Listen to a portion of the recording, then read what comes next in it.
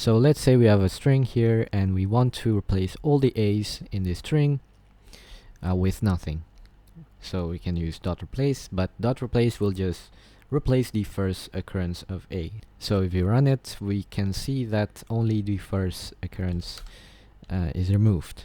But what if we want to replace all A's? Well, if you look at Stack Overflow, you'll see a lot of answers using a regex, so which it works. So you put the A and just pass the G flag for a global search and replace, and it'll work, right? So it works, but it's kind of overkill. We don't really need the regex here, although that's not the main problem really, because it might not even compile the regex because the pattern will be interpreted first, and if it doesn't see any regex character, special character, it might just do a simple stir. But the main problem is, well, we are using a regex, an actual regex pattern here.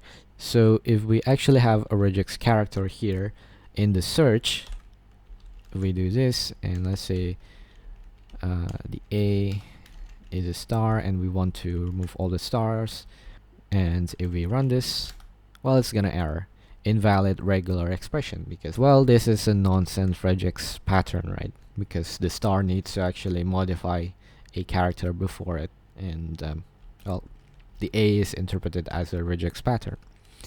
So that's really the bigger problem here. So what you probably want is just to use the replace in a loop, so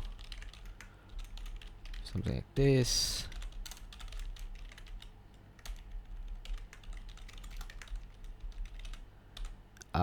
All equals after, and then after equals after dot replace A. So we're going to loop until replace returns the same string, and if we run this works.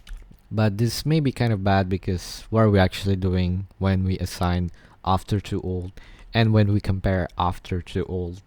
So you may want to just store the length and compare the length, because we don't really know what's going on. Well, I don't know. At least that gets rid of the regex thing, so you don't need to worry about escaping the regex.